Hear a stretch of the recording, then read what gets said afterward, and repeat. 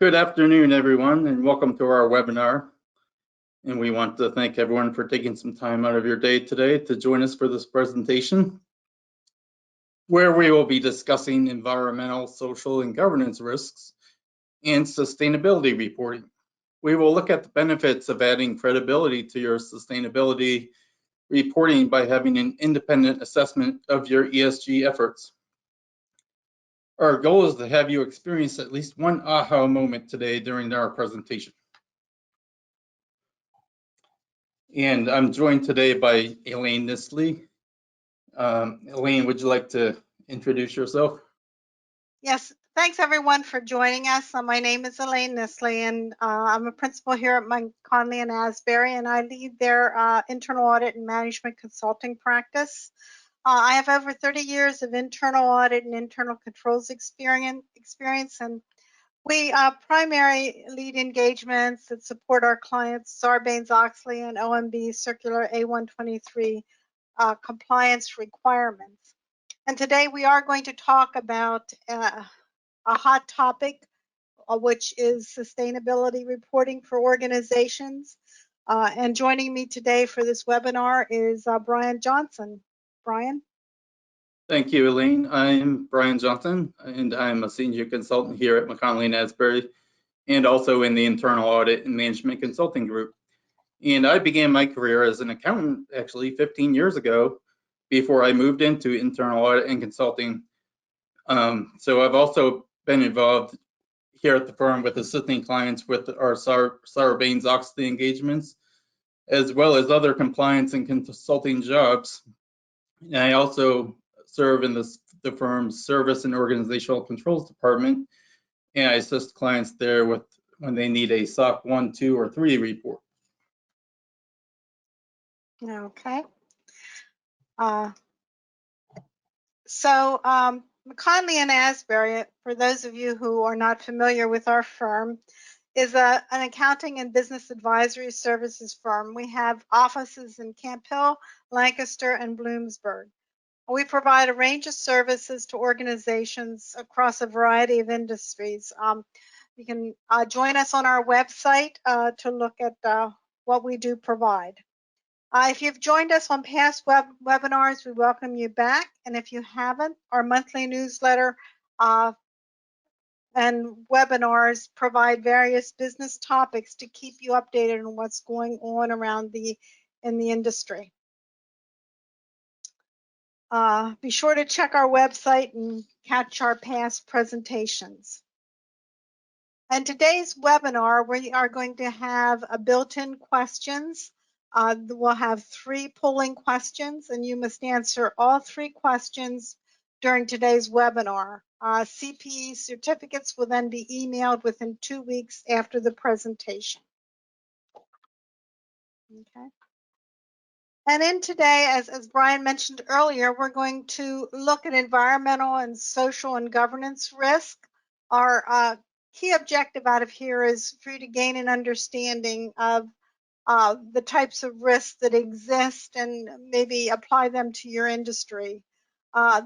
There's also a great expectation from stakeholders in the areas of ESG, and though you may be doing great things, if you're not reporting on it, your stakeholders, potential customers, employees are not aware of it. I was just talking with one of my clients, and they have 75% of their workforce has transitioned to working remotely.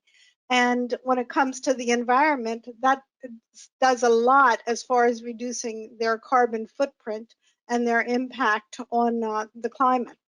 So there's a lot of things companies are doing, and if you do not report it, then your stakeholders, your consumers, your potential employees, your vendors are not aware of it.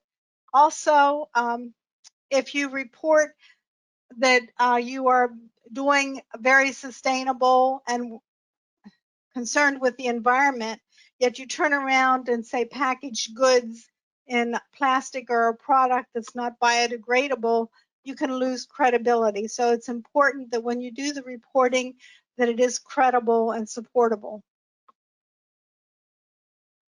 So our first polling question we'll talk about trying to gain an understanding of your current level of knowledge of sustainability reporting. So it covers, you've never heard of sustainability reporting. You've heard of it, but don't know much about it, or you know about it and you've observed the trend or of its growth, or you consider yourself an expert. So take a few minutes. We have about 30 seconds here to respond to the polling question, and then we'll come back to you with the results. So this will give us a good insight into our audience today, Elaine, and see who we're talking to and help us to provide some insights into what their thoughts are on these topics. About 5 seconds left in the polling question. Okay, wow. 63% have heard of it but don't know much about it, which is excellent for today's topic, so that we can hopefully share a lot of insight and knowledge with everyone. So that is great to see, and hopefully everyone comes away learning more about this topic today. So let's dive right in. First we'll cover environmental stewardship, and that's the chief area. I'm sorry, let me back up. Environmental stewardship, let's define first the ESG, what it stands for. And so we have environmental stewardship, social responsibility, and governance expectations all wrap up into this. And environmental stewardship results in the organization leaving a positive footprint on our environment. The organization deliberately takes action to sustain the environment, even if there is a negative impact to the bottom line. Social responsibility, on the other hand, means the organization does not engage in practices, even if they are legal, that may result in harm to others. And then governance expectations, which is also called tone at the top. Here's where we set the stage for a sustainable organization. And senior management and the oversight body supports, encourages, and rewards environmental stewardship and social responsibility in a balanced fashion. That is, they support balanced sustainability initiatives so that undue harm does not occur to any stakeholders, whether they be investors or consumers, employees, suppliers, the government, our community, or even the world at large. Now, rather than the organization's initiatives support a positive environment and social footprint.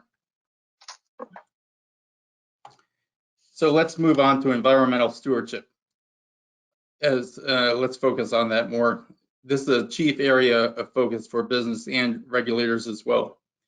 And naturally, there are some sectors that we can look at, such as manufacturing, if you're in that kind of business, and say, these industries really need to pay attention to environmental stewardship so that they don't run afoul of social and regulatory expectations. But the fact is that all organizations, as we'll see, whether directly or indirectly, need to be mindful of the environmental and social impacts on their organization, including their entire supply chain and related stakeholders. And more ESG is an area where all types of industries must take a step back and look at their practices and ask, what is our responsibility in this area? How can we do an overall assessment at each layer of what we do to make sure that we are not neglecting to address the expectations that our stakeholders have for us? Environmental stewardship means, by definition, organizations are being transparent in disclosing how they comply with their waste and pollution standards defined for their industry. And they assess their vendors and other stakeholders to verify that they are aligned with the environmental standards and values of that organization. So the organization has policies, procedures, and a credible and reliable measurement standard in place so that they can give assurance that they are not exceeding the established limits in areas like carbon emissions, for example. Some businesses are taking an inventory of their emissions in different categories, such as purchased goods and services, capital goods, investments, business travel, and even commuting, as well as leased assets. And with the trend to work from home now, many organizations are supporting this work style in order to reduce their carbon footprint, as Elaine mentioned. And in the area of waste management, organizations can now look at how to reduce the amount of waste that they're generating by thinking about things like recycling, composting, even donating items that they're no longer needed or are in use, maybe creating a paperless environment in their workplace, or even using waste products to create energy. So when an organization sources materials, goods, or services, they may ask questions of their prospective vendors and business partners to gain an understanding of their sustainability practices. That is, the practices of the vendors. Sustainability organizations consider themselves accountable for the practices of their business partners. Organizations should not stop at this first level, at their first level business partners, but drill down to the nth level to assess the ESG practices of business partners as well. And organizations have contracting policies that require business partners to maintain the organization's required level of ESG practices. Now, climate concerns are growing as we experience the effects of increased natural disasters. Organizations need to be proactive in taking steps to reduce their impact on the climate. Now, for example, a company like Waste Management has an established goal that 70% of their collection fleet by the year 2025 will consist of alternative fuel vehicles, and 50% of these alternative fuel vehicles will run on natural gas. And that's renewable natural gas. Yes. So let's move on now to look at social concerns in business. And social responsibility involves that kind of social contract that stakeholders have or require of organizations in today's landscape. And there are several different categories where stakeholders have expectations. So corporate social responsibility is where an organization takes more of an introspective stance and self-regulates to address the societal goals in terms of philanthropic or charitable goals, for example. And this idea of corporate social responsibility has an internal component where it adds value to the company by establishing a greater connection between the employees and the employer. It makes them feel more connected to the world around them. Now, an organization's labor management practices can have a positive or negative social impact depending on how employees are treated by the organization. So, for example, are employees treated fairly in terms of compensation, benefits, working conditions, management attitudes, diversity tolerance, and other expectations? And here's where we may see companies put policies in place to monitor these things, for example, in the area of diversity and inclusion, to make sure that they are providing an equitable environment in employing people from a wide range of backgrounds. We have all seen articles come out about organizations or their suppliers where employees report poor working conditions, long hours, limited work breaks, and unreasonable expectations. So to wrap up this part, let's talk about briefly data privacy. And here, stakeholders do have an expectation that their businesses that they do business with will protect their private and confidential data. There have been so many high-profile data breaches which have raised data privacy concerns, resulting in stakeholders wondering if they can trust anyone to safeguard their private data.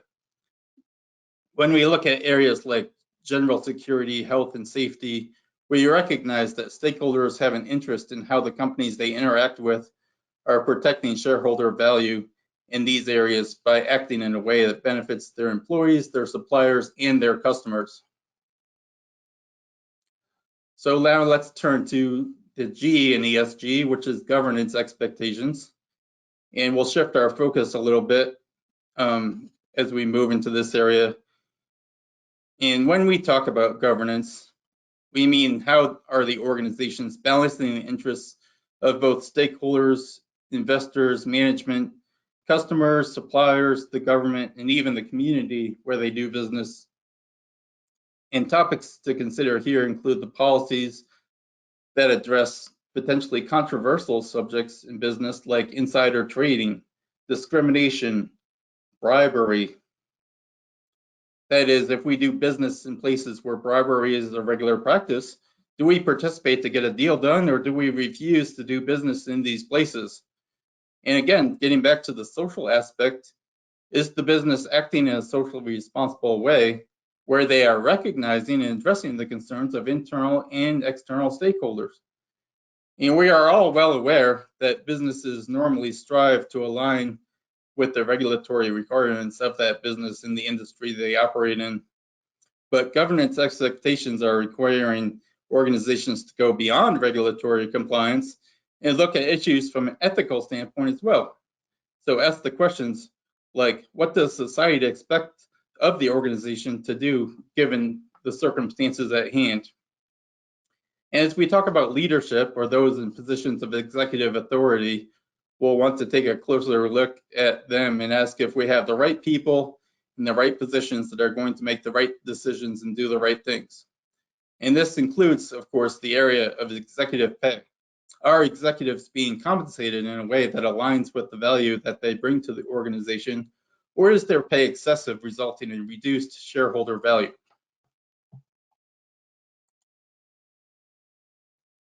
As we continue with governance expectations, we'll talk about things like the governance expectations of stakeholders. And let's examine some other prominent areas of focus, which include internal controls, intellectual property protection, and shareholder rights. Internal and external stakeholders expect that the organization has a balanced system of internal controls that help protect its value. And controls are implemented in a risk-based fashion so that limited resources are balanced and allocated based upon that level of risk that we're talking about.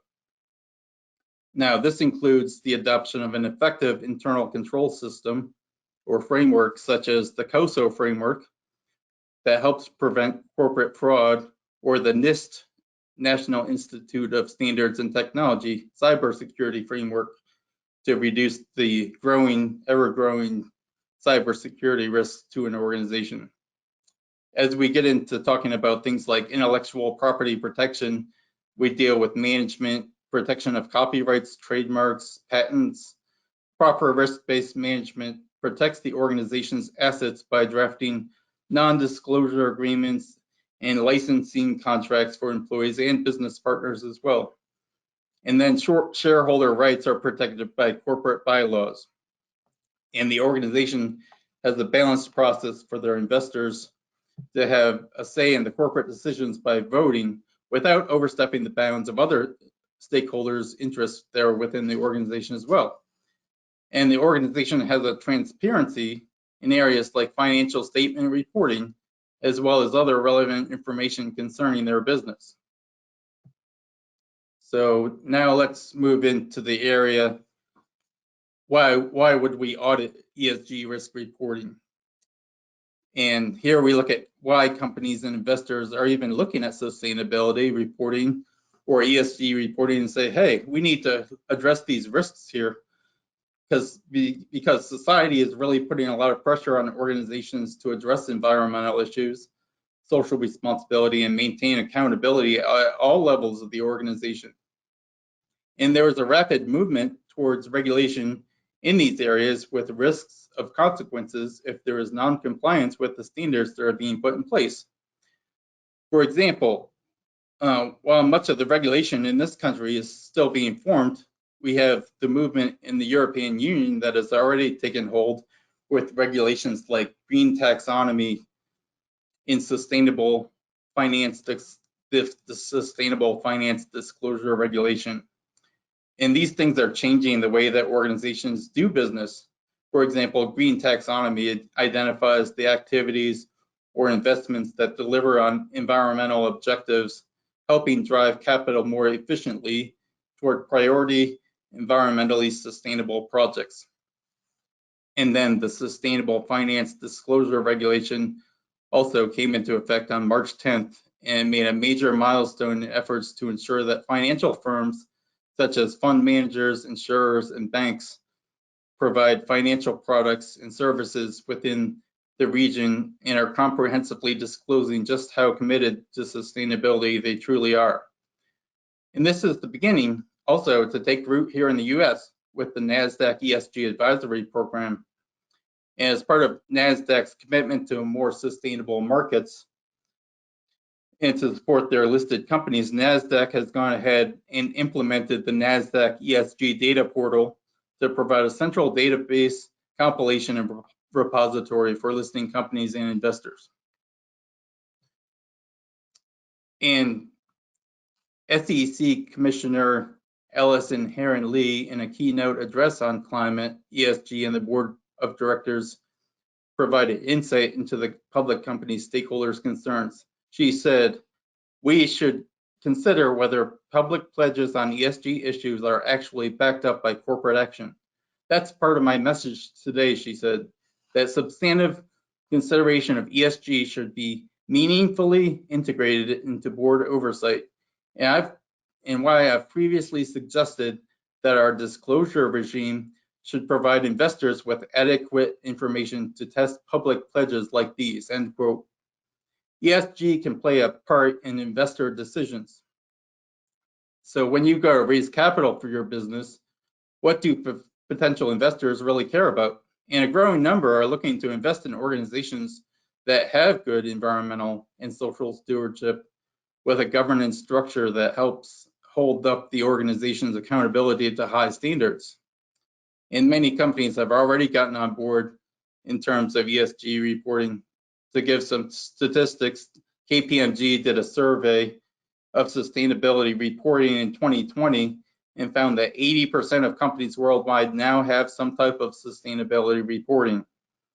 And the KPMG study also found that if you take those largest 250 companies in the world today, that percentage rises to 96%. So when we look at just at the way this has grown since the year 2011, for example, only 20% of S&P 500 companies had any kind of sustainability reporting that they were producing. And if we carry this forward all the way to the year 2020, last year, we see that there are now 90% of companies in that same index that are now issuing reports on sustainability. Wow, what an increase. So let's shift our focus again here to more of the risk aspect of ESG. And here, stakeholders are requiring organizations to begin seeing the value in sustainability reporting by reporting on these ESG initiatives to mitigate the risk of lack of stakeholder awareness of their sustainability efforts and successes. By not monitoring and reporting on ESG, organizations may experience undesirable effects such as a loss of revenue, regulatory exposure, reputational damage, or even the loss of social license to operate and staffing challenges. And more people, especially those in the younger generation, want to do work for and do business with those organizations that align with their own values. And in some cases, consumers have even shown a willingness to pay more for brands that they know have made a commitment to ESG initiatives. And employees will even accept less pay with organizations who align with their own values. So another consequence of failing to focus on risks related to ESG is the potential for fines and litigation for non-compliance with regulatory requirements. We're all aware of how easily the reputation of an organization can be impacted in this socially connected world that we live in. Negative social media can lead to the loss of a company's social license to operate.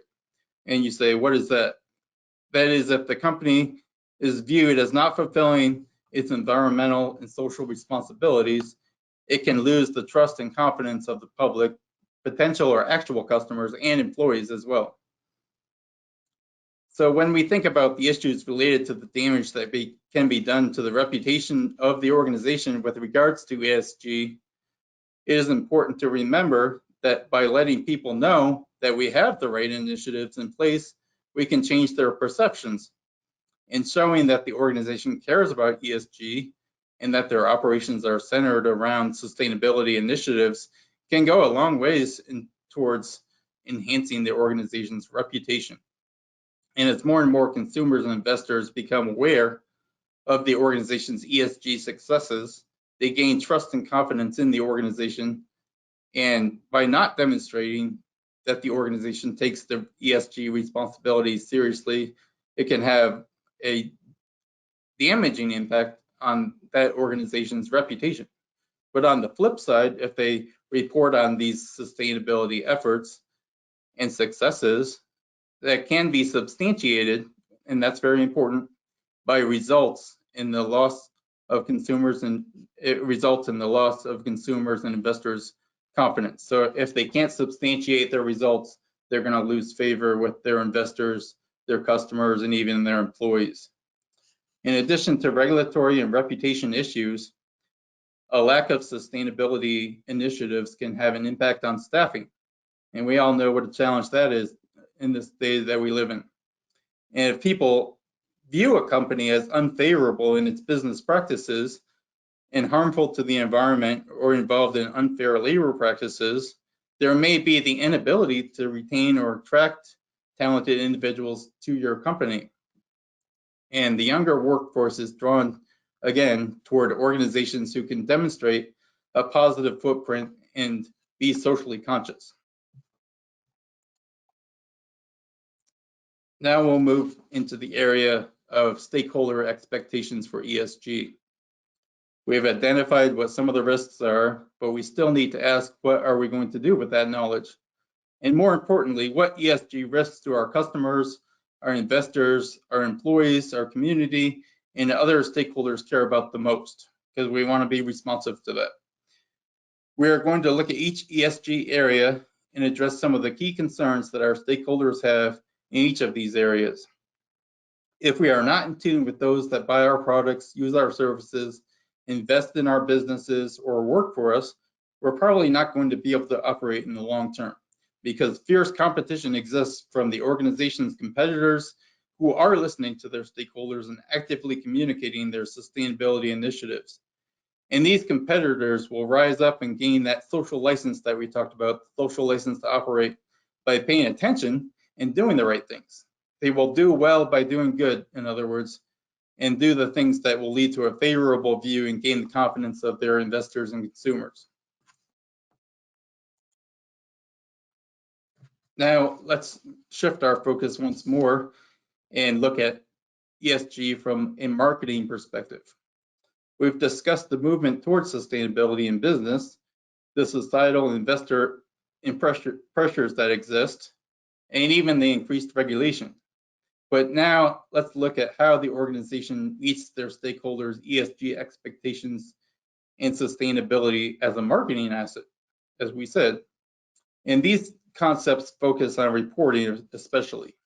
Organizations should be asking questions like, what is the impact of ESG reporting on our brand as a business and the way that we are perceived in the marketplace?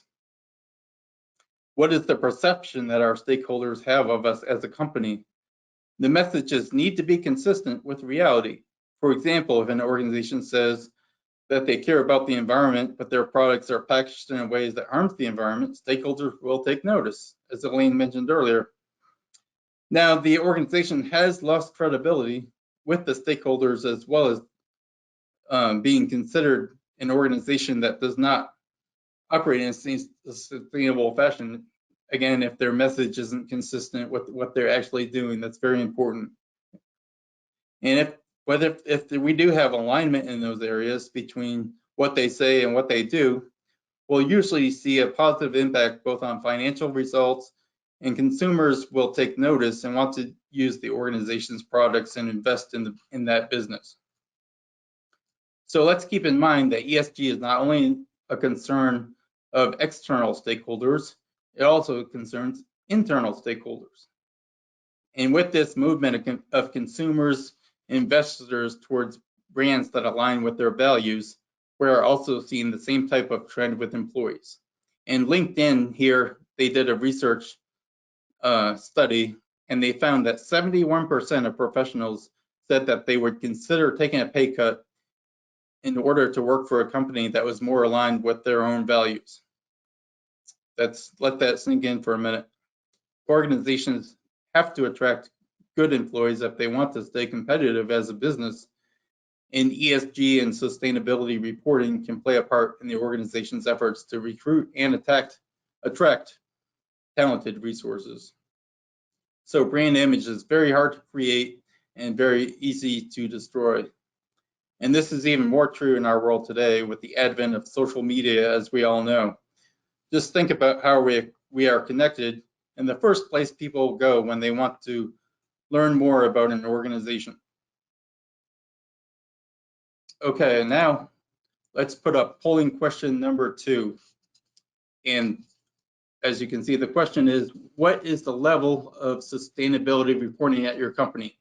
And we're talking about what is the current level, not the hoped for level or the future level. What is it today in your organization? The choices we have not implemented any reporting on sustainability.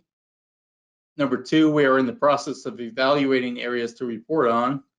Number 3, we have identified areas to report on and are doing so. Or number 4, we don't see the advantage of this type of reporting. So take, again, 30 seconds to select your choices, and then we'll see the results on the screen here. Yes, and during the first session, we did have a question about whether or not biodiesel in trucks qualify as a form of reducing carbon emissions. And biodiesel is produced from recycled materials such as restaurant grease, which can then also aid in reducing environmental impacts by using recycled material.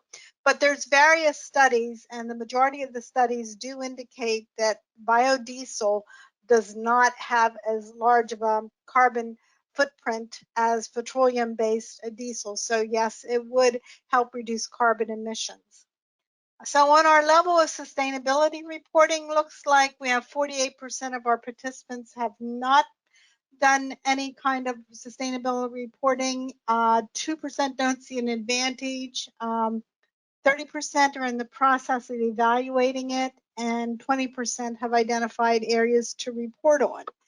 And again, for publicly traded companies, this probably isn't a choice. They will be required, but for privately owned companies, definitely you have the option to make your own decision in these areas. Okay, moving on now to coming down to the end of our presentation. We've met about the halfway mark. And we're going to talk a little bit more about reporting on sustainability. We've looked at some of the environmental and social and governance risk, and we've explored what stakeholder expectations are in these areas. And now we will turn our focus to the importance of reporting on sustainability and using a credible approach to your reporting. The first thing that we need to decide is what ESG topics we should measure and report.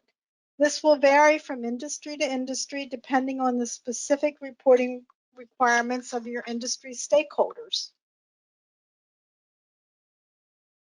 Here's just one example of an ESG reporting cycle.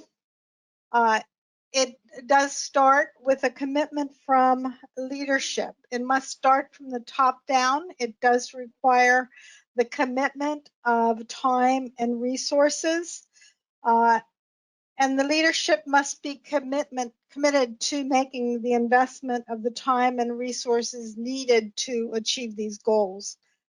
After you have that commitment from the top, then you need to assess, define, implement, measure, and communicate the organization's ESG efforts. It's important to assess the risks related to ESG. Define your ESG goals, strategies, policies, and procedures.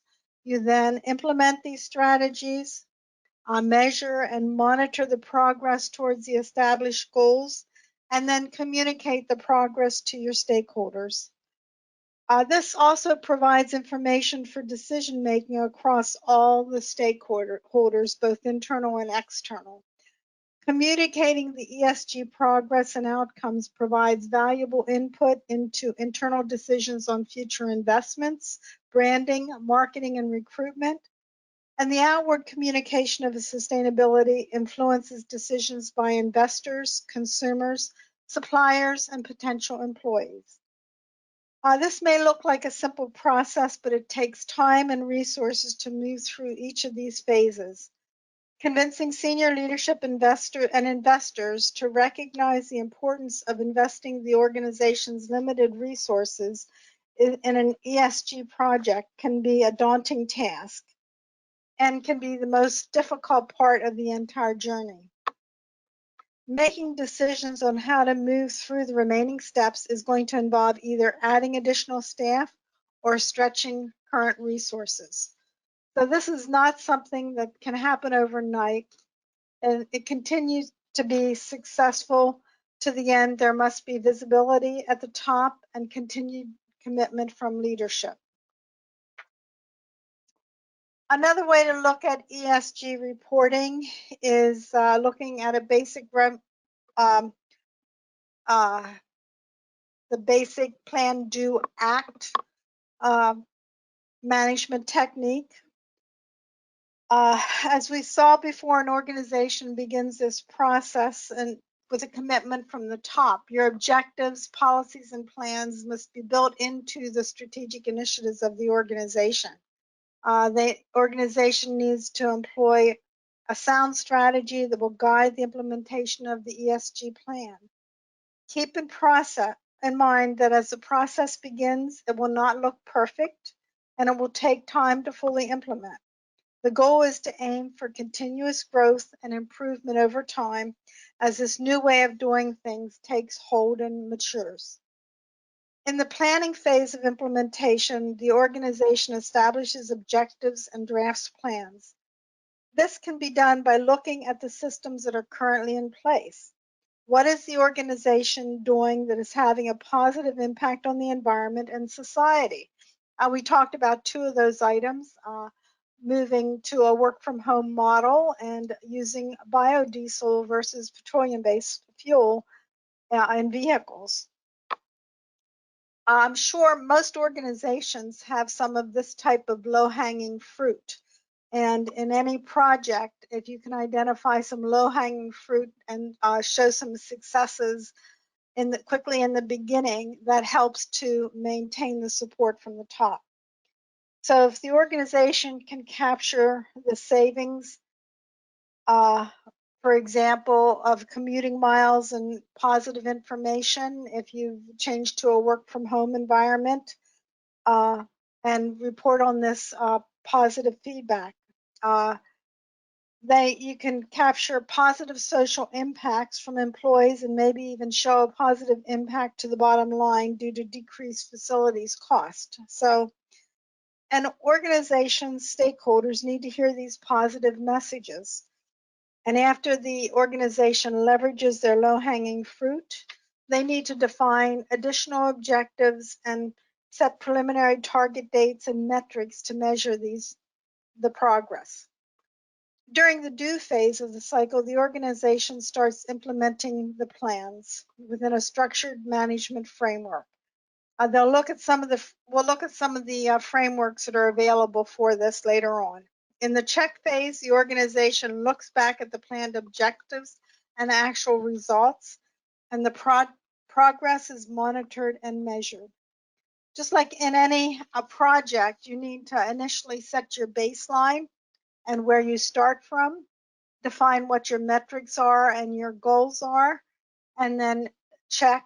And if you're not meeting your goals, then you need to reassess what those goals should be.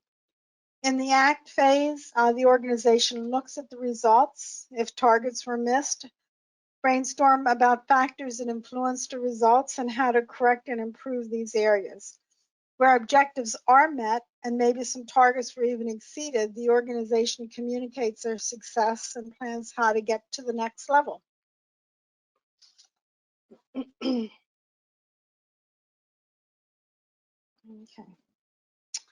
Here's a great illustration of the ESG framework from Scott Madden. So there's many sustainability reporting frameworks available, and this lists several of them. The Sustainability Accounting Standards Board and the International Integrated Reporting Council They're proposing a merger, but their frameworks are mainly set up to provide information to investors, and they're generally sector specific. Other frameworks that are coming and being developed include the Task Force on Nature-Related Financial Disclosures. This was launched this year.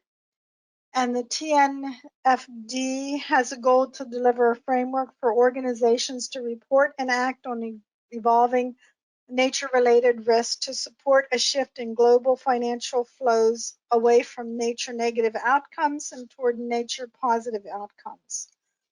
The Task Force on Climate-Related Financial Disclosures was established by the Financial Stability Board, and their goal is to develop recommendations for more effective climate-related disclosures that could promote more informed investment, credit, and insurance underwriting decisions.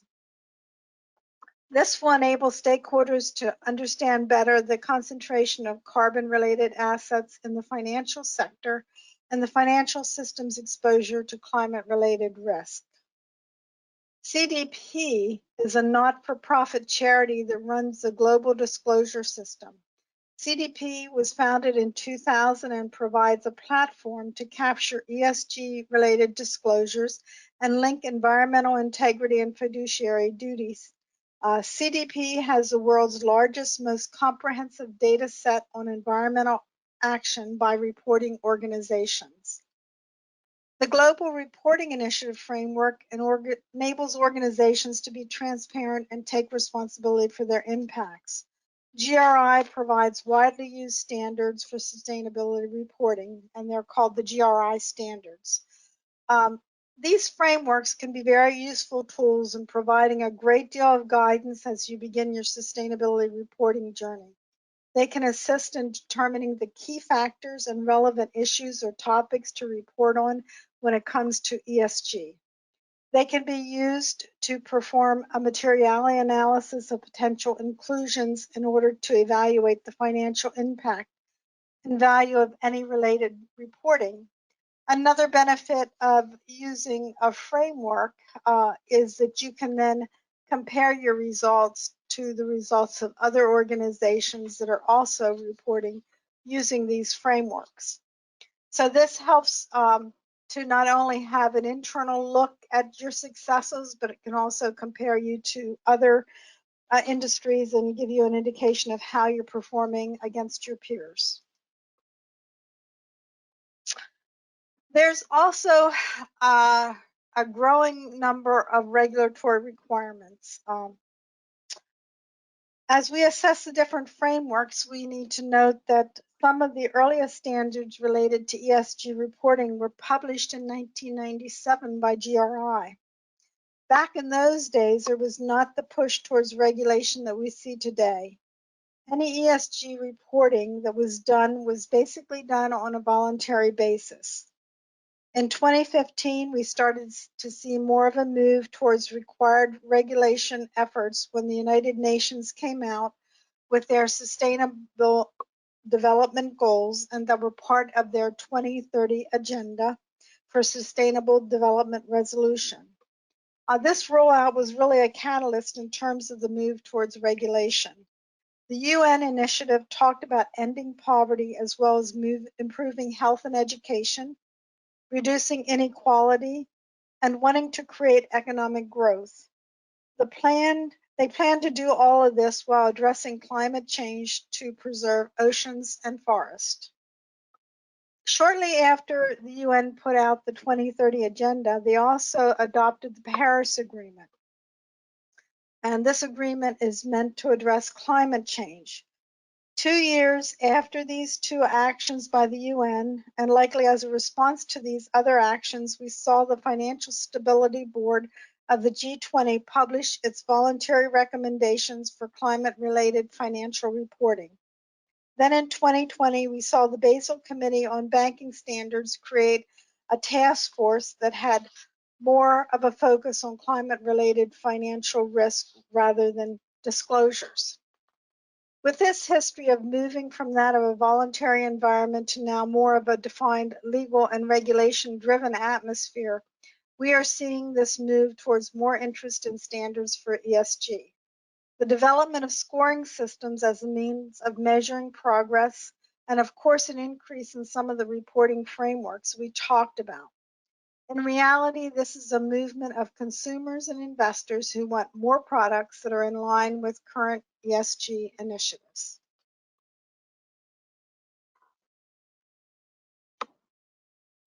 So let's take a closer look at what's driving this movement towards defining and reporting on sustainability.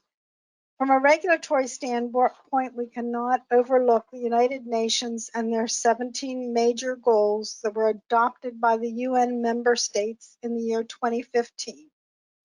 Within these 17 major goals, there are also 169 underlying targets that have been defined by the UN. We do not have time to go into detail on each of these 17 goals. These goals are a good place to start when doing an assessment of ESG risks and impacts for your organization. They are readily available on the sdgs.un.org website. If you go to the United Nations website, you can read more about each of the 17 goals, including the rationalization for becoming one of the goals. There is information on the supporting statistics and targets that for each of the goals. Many of these targets center around initiatives that they hope to accomplish by the year 2030.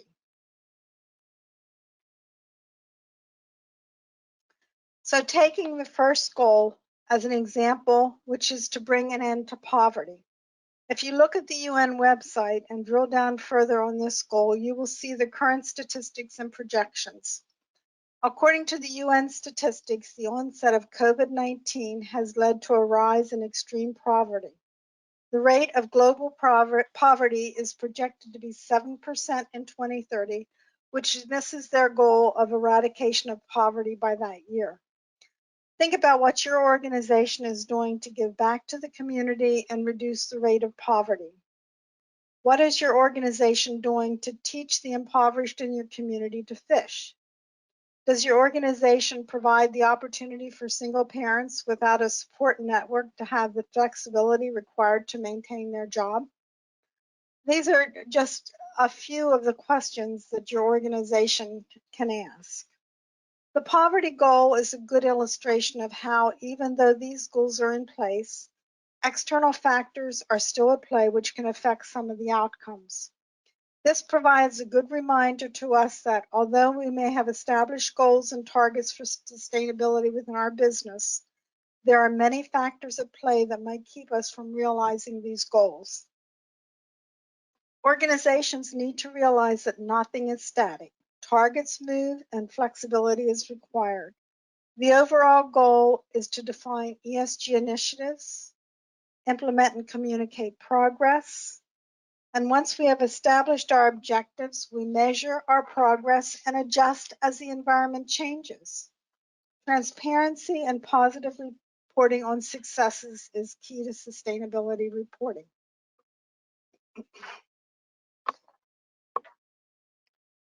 So, how do contractual requirements impact an organization's sustainability and ESG?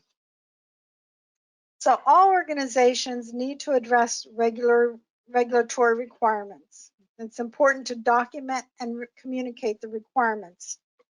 External communication is just as important as internal communication. Many organizations achieve external communication by using a vendor code of conduct which addresses the organization's ESG standards. Companies are increasingly requiring their vendors to be in alignment with their policies in the environmental, social, and governance areas as a condition of doing business. Many companies now have documented ESG standards and vendor policies or codes of conduct which must be adhered to by their vendors. So this is commonplace for organizations in the areas of security and ethics and other business-related items. So we're just adding to that list of requirements on the vendors. ESG policies should be crafted to address the full scope of ESG considerations and not just regulatory requirements. Include specific provisions such as the requirement for vendors to have a senior executive level commitment or other designated individual or individuals with an organization that they do business with to have some type of formal accountability for ESG oversight that addresses the risk as well as opportunities. While the requirements of different vendor codes of conduct will vary in terms of ESG requirements based upon their industry, there's also a good deal of consistency and agreement on issues like environmental stewardship, diversity, and other human rights. Issues such as child labor laws and discriminations. Some companies will go as far as to monitor vendor compliance with their codes of conduct using self-assessment questionnaires, on-site audits, and some other form of due diligence. And remember, when you are working with your vendors, it's not just what the vendors are doing within their organization. You need to look beyond that. There's many companies that provide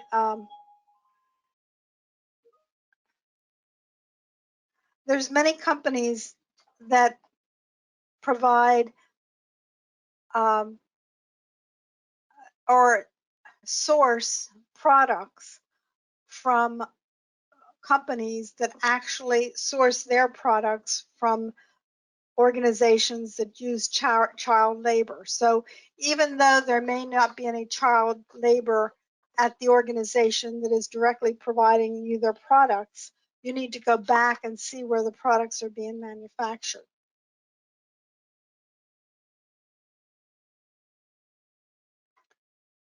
Okay, so here's a procedure for how an organization might interact with their vendors from the point of initial contact all the way to full integration of that vendor within the business venture. So the vendor management process, or through that process, organizations evaluate current or potential suppliers by making sure that they produce good quality products. This process should be expanded to include assessment of the vendors, their progress to the organization's commitment to the adoption of sustainability standards.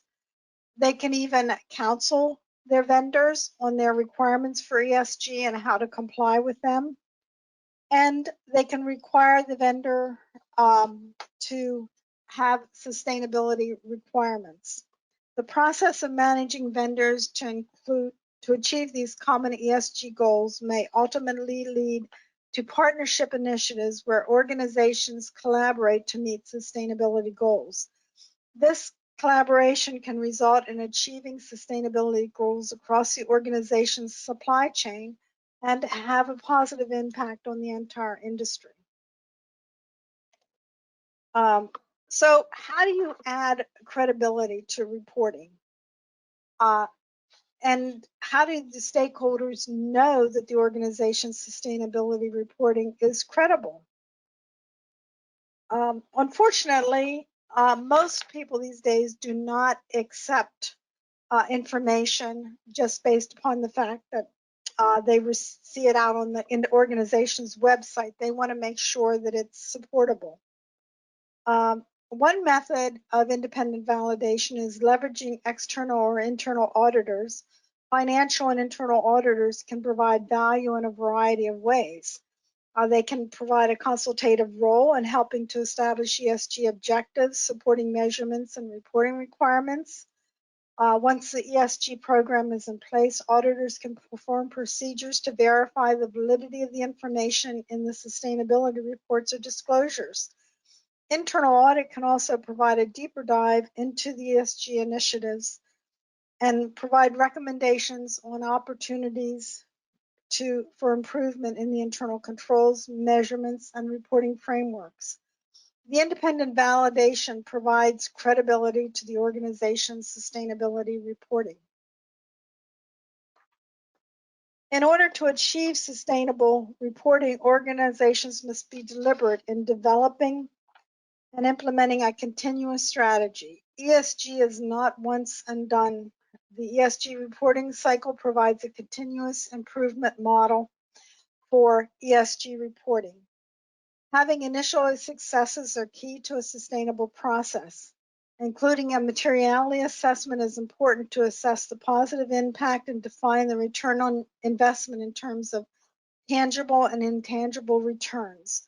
These returns become part of the measurable outcomes and define the basis for the sustainability report.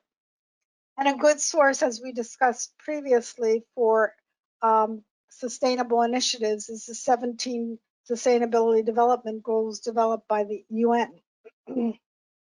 So once the organization has defined an achievable strategy, then the challenge becomes the deployment. The plan must include the definition of champions who are tasked with the implementation and key performance measures to measure the success. It's important that define policies and procedures along with responsible employees as their champion. A program for continuous improvement and training of awareness of the initiatives, both internally and externally, is important to get employees and supply chain vendors on board. Reporting starts with good data. Methods for capturing before and after performance metrics must be in place. There must be adequate controls and accountability to capture and validate the performance measurement outcome. Using standardized ESG ratings and indexes provides the opportunity to compare this organization's suggested standards to successes to standards across the industry. The final step in the reporting cycle, or the ESG cycle, is an overall assessment of the organization's progress and assessing the effectiveness of the controls and making recommendations for improvement to the ESG program. Again, this is another area where internal audit or external auditors may be able to add value to the process. There's another slide here, and you can assign ESG scores. As you see here, there's just a simple chart that's provided, and we are coming down close to the end, so I'm not going to go into detail on this slide. One of the key functions of internal and external auditors are providers of assurance, and they can look at ESG reporting and evaluate whether or not it's accurate and is it relevant, complete, and timely. As ESG becomes an intimate part of financial statement disclosures, the ESG materiality and risk assessments related to sustainability initiatives become part of the quarterly and annual financial reporting processes.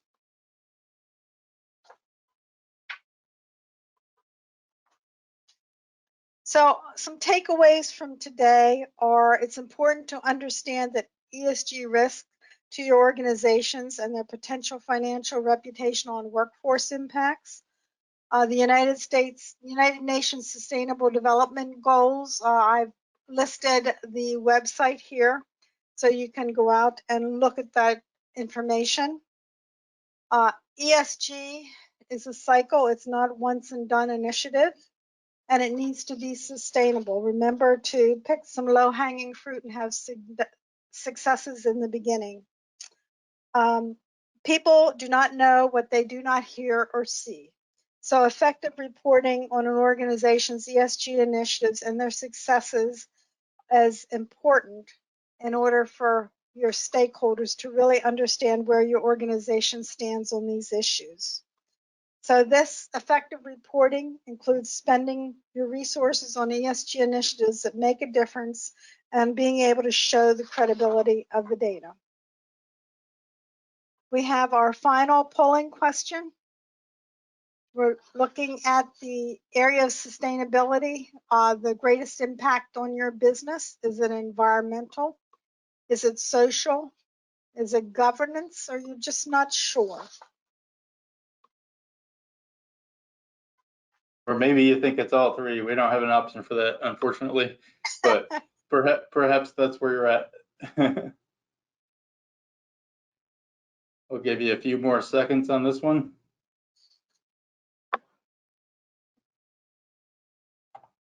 5 seconds. 4, 3, 2, 1. Okay. So it looks like Pretty governance, mixed. yeah, it's very close, but governance seems to be at the top of the list. Yeah. And does that surprise you, Elaine? No, it does not. Here, Audrey Okay. was concerned that we would not have enough material. We always make our 50 minutes. But we do have time. I did see one question come in. I didn't see any other questions come in. Yeah, and I think we addressed that question that did come in previously. But if anyone has any additional questions, feel free to, if we can advance the slide here. Here's our contact information. And you can email us your questions and we will respond to any additional questions that you may have after you've had time to think or maybe review some of the slides. Feel free to reach out to us. Yes, and thank you very much for joining us today, and we'd certainly love to hear from you. To that Yes, end, I think thank you, everyone. We appreciate you sticking with us today. And have a great day, everyone.